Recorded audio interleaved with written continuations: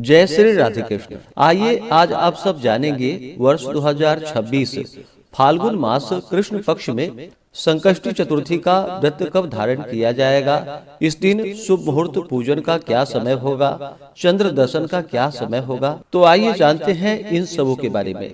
प्रत्येक माह कृष्ण पक्ष और शुक्ल पक्ष की चतुर्थी तिथि के दिन गणेश चतुर्थी का व्रत धारण किया जाता है। शुक्ल पक्ष में पड़ने वाली चतुर्थी को विनायक चतुर्थी और कृष्ण पक्ष में पड़ने वाली चतुर्थी को संकष्टी चतुर्थी के नाम से जाना जाता है। माघ मास कृष्ण पक्ष की चतुर्थी, इस दिन विशेष प्रकार से भगवान गणेश जी के हेरंब नामक गणेश जी की पूजा करनी चाहिए।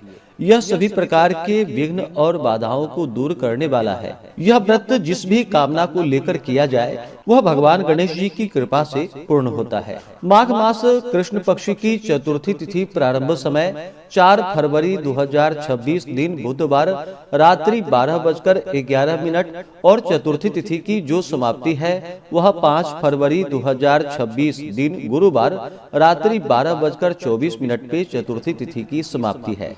तो चंद्रोदय व्यापनी के अनुसार इस बार संकष्टी चतुर्थी का व्रत जो कि 5 फरवरी 2026 दिन गुरुवार को धारण किया जाएगा। 5 फरवरी को ब्रह्म मुहूर्त का समय सुबह 5:22 से सुबह 6:15 तक होगा। सूर्योदय का समय सुबह 6:39, सूर्यास्त शाम 5:45 होगा। राहु काल का समय दोपहर 1:35 से दोपहर 2:58 तक होगा। राहु काल समय के दौरान कोई भी शुभ कार्य या नया कार्य नहीं करना चाहिए, इस बात का ध्यान रखें। प्रातः काल पूजा का शुभ मुहूर्त सुबह 7:07 से सुबह 8:29 तक होगा। शाम को पूजा का शुभ मुहूर्त शाम 6:03 से रात्रि 9:19 होगा। चंद्र दर्शन का समय चंद्रोदय का समय जो कि 5 फरवरी को रात्रि 9:11 होगा।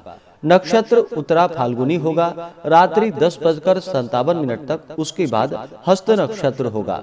योग शुकर्मा होगा रात्रि 12:04 तक। उसके बाद धृति योग होगा।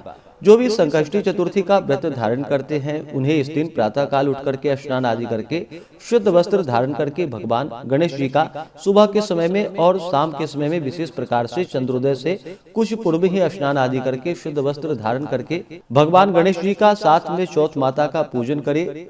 इस दिन गंध पुष्प धूप दीप आदि से पूजन करे। भगवान को अनेक प्रकार के नैवेद्य आदि का भोग लगाए, विशेष करके मोदक आदि का भगवान गणेश जी को भोग लगाए। उन्हें दुर्वा दल और सिंदूर अवश्य ही अर्पित करे। भगवान गणेश जी और हनुमान जी को जो कि सिंदूर अवश्य ही अर्पित करनी चाहिए, इससे भगवान अति प्रसन्न होते हैं। तो भगवान गणेश जी को सिंदूर चढ़ाएं और दुर्वा दल भोग जब भी लगाते हैं तो दुर्वा दल डाल करके ही भगवान को भोग लगाना चाहिए। इस प्रकार से गंध पुष्प धूप दीप आदि से भगवान गणेश जी की पूजा करे, कथा आदि श्रवण करे और फिर चंद्रोदय होने पर चंद्र देवता को अर्घ्य प्रदान करने के बाद यह व्रत पूर्ण माना जाता है। संकष्टी चतुर्थी व्रत कथा के अनुसार जो कि इस दिन पूजन का विधान पूर्वोक्त रीति से ही है। इस दिन विशेष करके जो कि खीर में कनेर का फूल मिला करके गुल बांस की लकड़ी से हवन करनी चाहिए। विद्वानों का मत है कि आहार में घी और चीनी ले, इससे अनंत फलों की प्राप्ति होती है। यह व्रत विशेष प्रकार से दिन भर निर्जला रह करके धारण करे। यह संभव ना हो तो आप एक समय फलाहार ग्रहण करके व्रत को धारण करें। व्रत के दौरान शुद्ध और सात्विकता का पालन करे, ब्रह्मचर्य का पालन करे, किसी के ऊपर क्रोध ना करे, अपने मन में किसी के प्रति ईर्षा या द्वेष का भाव ना लाए। इस दिन ओम गंग गणपतये नमः, श्री गणेशाय नमः आदि मंत्रों का जप करे। भगवान गणेश जी के स्तोत्र चालीसा आदि का पाठ या श्रवण करे तो यह अनंत पुण्य फलदायी होगा। तो आशा करता हूँ कि यह जानकारी आपको अच्छा लगा हो। इसी प्रकार से ज्ञानवर्धक जानकारियाँ प्राप्त करते रहने के लिए, व्रत पूजा के बारे में जानने के लिए, कथा को सुनने के लिए चैनल पे अगर आप पहली बार आए हैं तो चैनल को लाल बटन दबा करके सब्सक्राइब करें, साथ में बेल आइकन घंटी को दबाएं ताकि आने वाली वीडियो का नोटिफिकेशन आपको समय से मिलता रहे।